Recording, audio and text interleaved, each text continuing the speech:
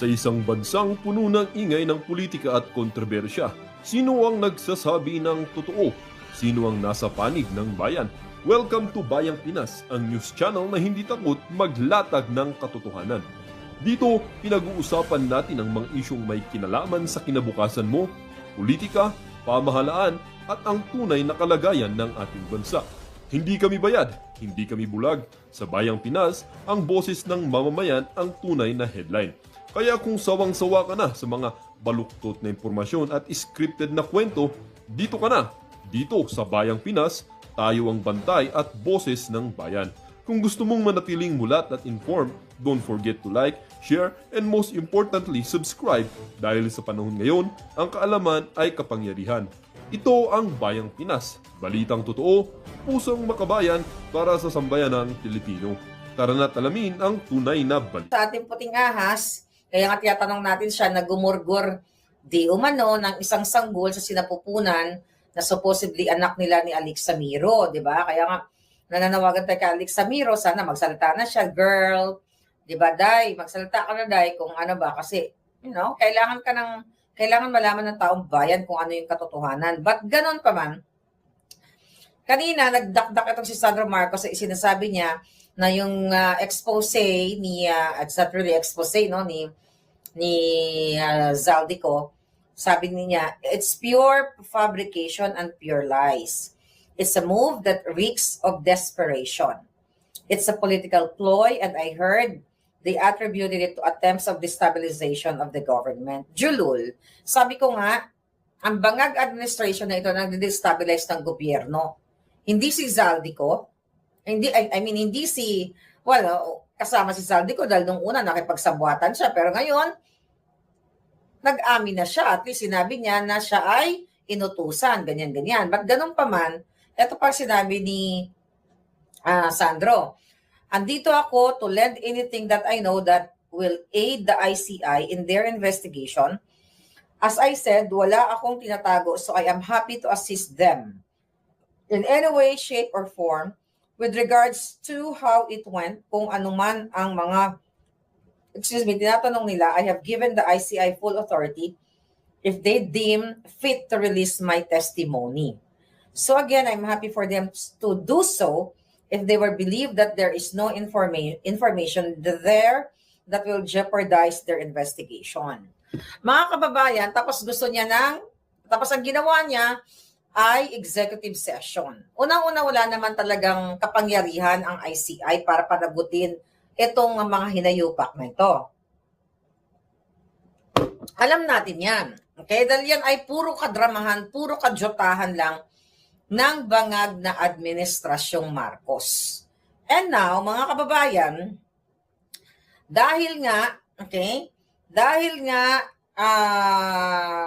syempre, paulit-ulit na lang naman si Maharlika dito, mga palangga dahil yung ginagawa nila dito ay para sirain talaga si Pangulong Duterte, ang mga Duterte.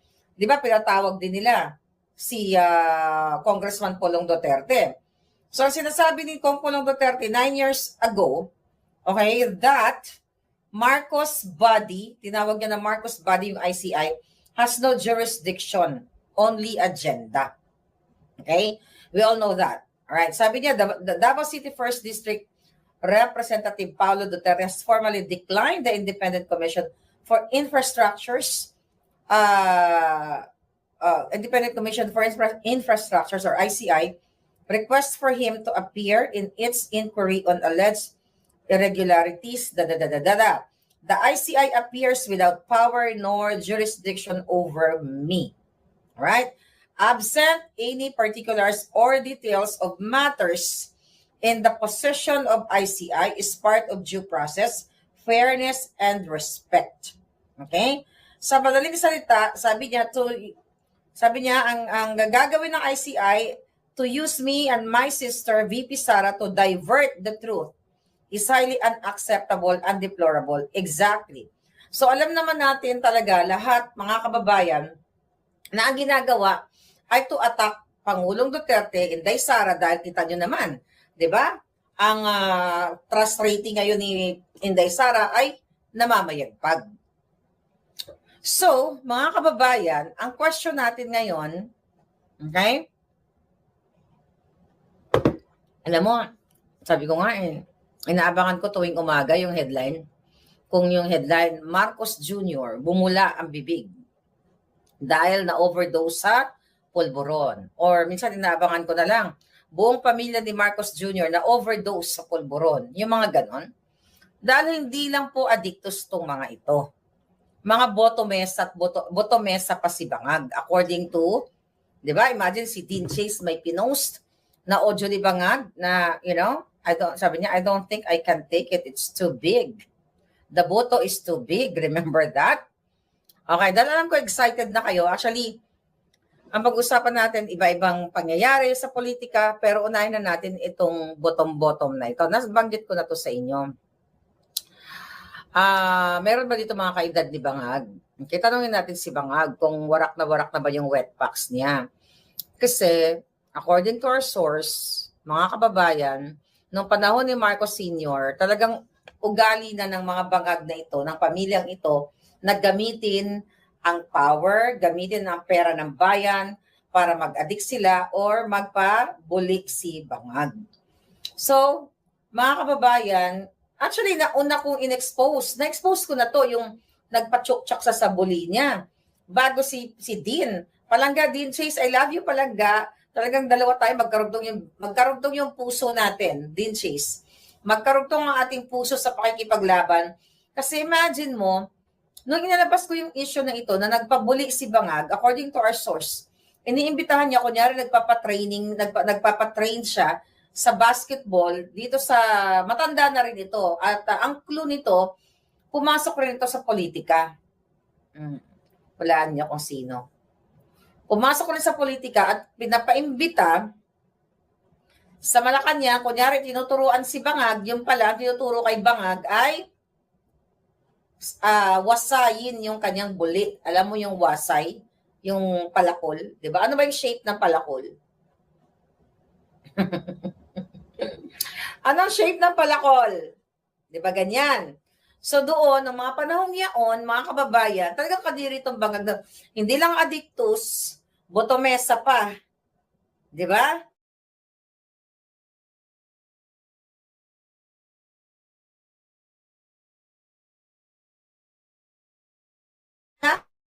Ayan, mukhang nagsalita lang ako ng palakol Talagang halos gurguri na ako dito. Sa mga kababayan, hahayaan nyo na lang ba na ang magli-lead sa inyo, adikto sa pulburon, sa Coca-Cola, tapos nagpapatira pa sa buli.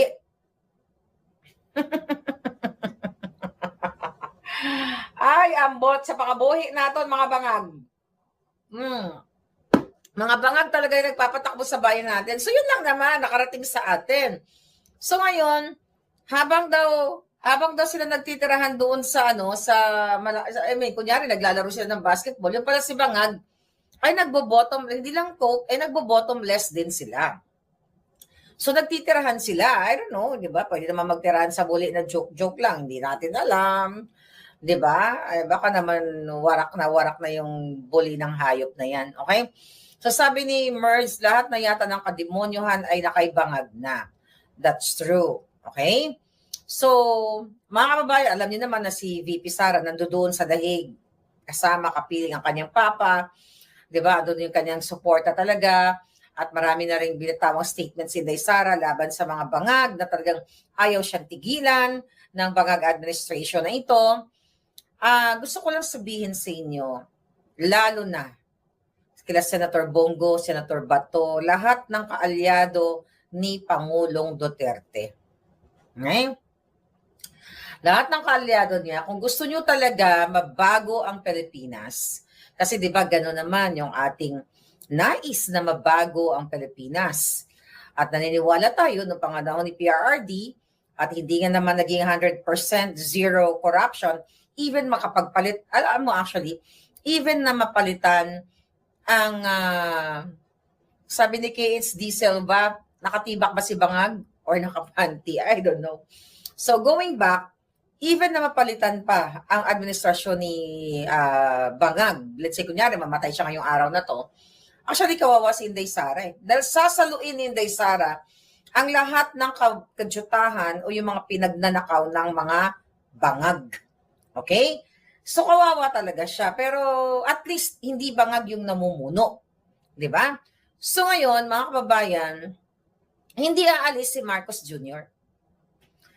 Panawagan ko sa mga kaalyado niya, lahat kayo na nagmamahal kay PRRD, kayong mga general, kayong mga polis, lahat kayo o mga politiko na may kapangyarihan ngayon, you have to act now. You have to do something. Okay? Kasi, nag-usap kami ni Zaldi ko. Sa panaginip ko. Okay? I will tell you, nag-usap kami ni Zaldi ko na naginip kasi ako, mga kababayan. Okay? Nanaginip ako, tapos nakita ko sa panaginip ko, BFF na kami ni Zaldi ko. Alright? So ngayon, ang sabi niya sa akin, i-share ko to sa inyo, ang sabi sa akin ni Zaldi ko, sa panaginip ko, sabi niya, Marlica, sabihin mo kay Inday Sara, okay, na kailangan pigilan niya ang kabangagan, ang pagigipit ng mga bangag. Dahil hindi siya pauupuin kahit sa 2028. Kapag nag-survive si bangag sa 2028, sabi ni Zaldi ko, sa panaginip ko, malabong matatanggal natin siya. Kasi yun talaga ang plano nila ni Romualdez. At sa panaginip ko, sinabi ni Zaldi ko, right? Kaya sa panaginip ko, ang sabi ko kay Zaldi ko, nasaan ka? Nasa Portugal ka ba? Hindi, wala ako doon, Miss Maharlika. Nasa Paris ka ba? Wala rin ako doon. Kaya doon sa panaginip ko, sinabi niya na wala siya sa Europa. Di ba? Talaga yung panaginip ko, pumapasok talaga silang lahat. Okay? Hindi, pero seryoso ako. You have to take this seriously. Alam niyo naman, lahat ng mga pinasabog natin dito ay naging totoo. So sa panaginip ko, even yung ibang pinasabog natin, galing yun sa panaginip. Yung talagang pasimuno, okay? Yung pasimuno para kidnapin si Pangulong Duterte. Talagang si Bangag, si Romualdez, yung pamilya niyan ang nagplano.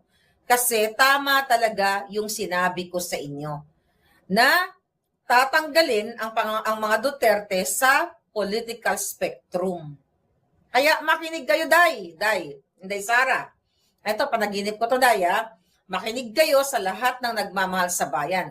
Magiging Marcos 2.0. Kaya pala dito sa Los Angeles, meron ko inatinanong bangag-bangag pa ako, no? Mga bangag supporter pa ako. Dito lang yung mga naging kaibigan ko. Pero syempre, buisit na sila sa akin ngayon dahil nga minumura ko na yung putang inang botomesa na si Bangag Jr.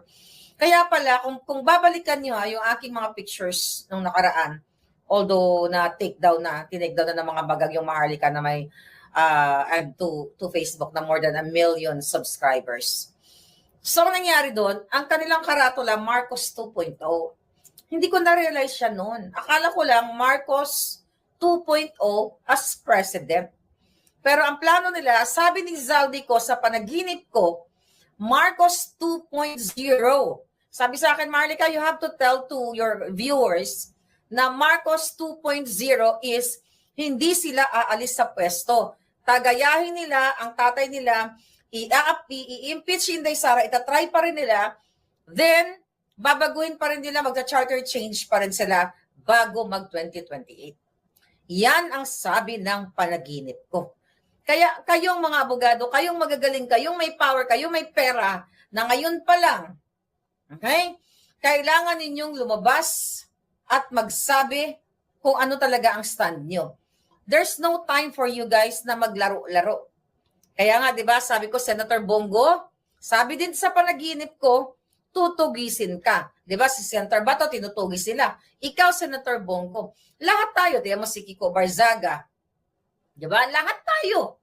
Ang number 1 nila, ako ang tinugis dahil ako yung mouthpiece ng taong bayan. Ako yung tagangak-ngak ng mga panaginip at ng mga sinasabi ng puting ahas. Di ba? So, kailangan yung kumilos. Hindi ako nagbibiro dito. Hindi ko isasangkalan ng alindog ko kahit sa panaginip ko kung hindi magiging totoo itong mga panaginip ko. Imagine mo, sabi ko nga, si Saldi ko po, kinasuhan ako. Pero hindi ako nagalit yan. Hindi ako nagalit sa kanya personal kasi sabi ko, di ko naman siya kilala eh. Ang kinagagalit ko lang sa kanya noon na yung mga illegal na ginagawa niya, which is, yun nga, nakipagsabuatan siya kay Bangag. But since nagsalita na siya, okay, then kailangan magsalita na siya ng tuloy-tuloy na. Actually, to be honest with you, doon sa panaginip ko, kasi sinabi ko kay Saldi ko, naawa ako sa kanya. Mali eh. Mali kasi yung pinasok niya eh. May mga anak kasi siya eh. Siyempre, nanay din ako. Halos kaedad ko yung asawa niya. Okay? Magkaedad kami nung kanyang asawa. Di ba? So, doon sa panaginip ko, sinabi ko, naawa ako sa inyo. Hindi ako nagagalit sa inyo kahit kinasuhan ninyo ko, ganyan-ganyan. Pero naawa ako doon sa mga bata kasi wala silang peace of mind. At least ako may peace of mind ako mga palangga. Kasi I can go anywhere. Pwede ko mag-shopping, mag-enjoy, mag-coffee, mag-party, mag-swimming, kung saan na gusto ko, di ba? Pero look at Zaldi ko. Kaya sinabi ko yun sa kanya, sa panaginip ko. Kasi ko naawa ako sa iyo kasi nagkamali ka ng inaniban. Pero hindi ko rin siya masisisi kasi hawak ka sa liig. Di ba? Marahil kung si Zaldi ko ay hindi pumayag sa mga gusto ng mga bangag, ay baka sinira na siya noon pa. So, kumbaga hostage siya, wala siyang choice. Diba? So, yun lang ang sinasabi ko. Nanaawa ako kasi sa kanya kasi may mga anak siya. Mas bata pa sa kanya yung mga anak niya. Ako, malalaki na yung anak ko eh. Ang mga anak ko, pag nababasa yung mga sinasabi sa akin, they know na yun ay mga kadyutahan lang, kasinungalingan lang. Kasi wala naman kaming perang mali-maleta. Okay? So, yun yung pagkakaiba ko kay Zaldi ko. Kaya, sana, sa panaginip ko uli, kakausapin ko siya na you have to straighten up your life, especially sa mga anak mo. Diba? Tama yung ginawa niya. Okay? Tama yung ginawa niya. Sinabi niya na ang magnanakaw ay si Marcos Jr. Ang magnanakaw ay si Sandro Marcos. Yung insertions, maleta, alam nyo na yan. Diba? Itodo niya ng lahat at i-redeem niya yung sarili niya. Yeah? Kung ano man yung nakuha niya, isoli niya. Sabi ko nga, panatilihin niya na lang kung anong meron siya. But again, hindi siya magiging absuelto dito. Kaya sa susunod kong panaginip, Saldi ko, okay, makipag-cooperate ka na lang. Not sa mga bangag. Okay? I challenge you. Mag-VPN ka, mag-interview tayo. I-boost mo lahat. Sabi ko, wala akong galit sa'yo na eh.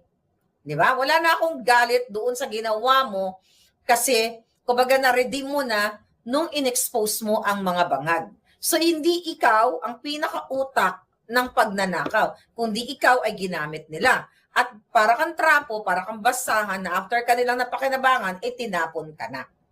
Okay? Speaking of that, okay, sabi ni Rukit, nagari-arian na sila sa Pilipinas kasali na ang mga Rimulya. Sinabi din yan ni Saldi ko sa akin sa panaginip ko. Sinabi ni Saldi ko, na pinangako daw ni Rimulya, yung dalawang Rimulya na yan, na ilagay siya ni Bangag dyan sa ombudsman at tatapusin niya si Inday Sara. Illegal man yan, ano magawin yan, tatapusin si Inday. Di ba sinabi ko na yan sa inyo? Pero sinabi yan ni Zaldi ko, kinonfirm yan ni Saldi ko sa akin sa panaginip ko. Sabi ko, padasal niyo, managinip ulit tayo. Di ba? Nilimas na talaga yung pera.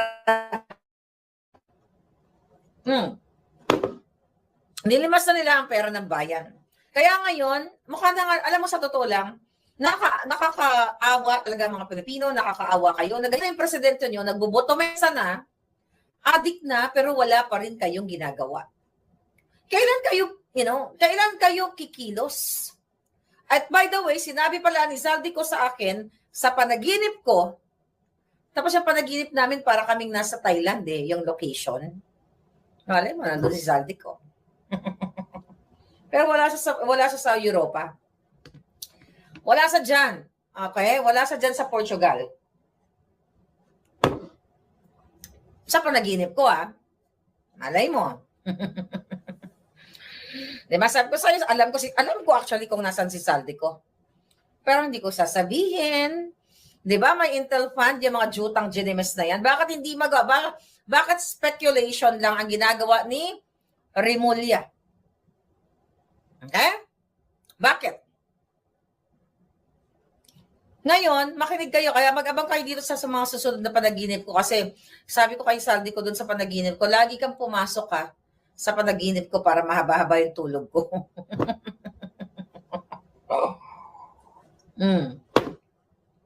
Kaya sabi ko nga, wala siya doon. Wala siya sa Portugal. Yung mga nagpa-interview doon sa bilyonaryo, yung chismosa doon, okay, magpapaniwala doon. Okay, parang may inggit lang yun, parang marites lang yun. Napanood ko yung babae doon. Wala po si Saldico sa Portugal, wala siya sa Europe. Gusto niya ba sabihin ko kung nasaan? O, isolin niyo muna yung mga maleta, mga bangag, ibigay niyo sa taong bayan. Sasabihin ko sa inyo kung nasaan. Malay niyo. Pero hindi ko sasabihin yun. Over my alindog. Ngayon pa na pumapasok na si Saldico sa panaginip ko. Okay? Sino po protektahan ko? Yung friend ko, tinanong ako, Marlica, loko-loko din to kaibigan ko. Kunyari, may nalulunod na bangka. Okay? Sabi ganun, may nalulunod na bangka, tapos, ang nakasakay si Lisa Tanas at si Amy Marcos. Sinong ililigtas mo? Punyeta, sabi ko naman, dahil mo naman pwedeng tanong, yan pa. Sabi niya, sinong ililigtas mo? Mamimili ka lang ng isa. Sabi ko, ilulubog ko silang dalawa. Sabi ko, ilulubog ko yung dalawang hudas. Tapos sabi niya, kung si Saldico at saka si Bangag. Sabi niya, kung si Saldico na nalulunod at si Bangag, kasi kinasuhan ka ni Saldico. Sabi niya, si Bangag, hindi ka kinasuhan pero gumamit ng proxy, sinong ililigtas mo? Sabi ko, ililigtas ko si Saldico. Okay? Ililigtas ko si Saldico, ilulubog natin si Bangag. Kasi yung kaso kay Saldico, hinaharap ko naman yan eh. Okay? No, ililigtas ko si Saldico. Pag si Bangag, tsaka si Saldico, ililigtas ko siya. Bakit? Marami pa siyang pwedeng i-release. Di ba? Marami pa siyang pwedeng i-release. Katulad ng ginagawa dyan sa mga mag-asawang Diskaya. Tatanungin niyo ako, sinong ililigtas ko? Si Diskaya mag-asawa o yung mga hayop dyan sa Kongreso? Ililigtas ko yung Diskaya kasi hindi sila yung pinakamagnanakaw eh. Di ba? Ang ilulubog natin, katulad niya yan, si Garjola, di ba? Sino pa yung mga dyan? Momo, lahat yung mga in-expose ko sa inyo. Sabi ni Maria, huwag ka mabangungot, ma'am.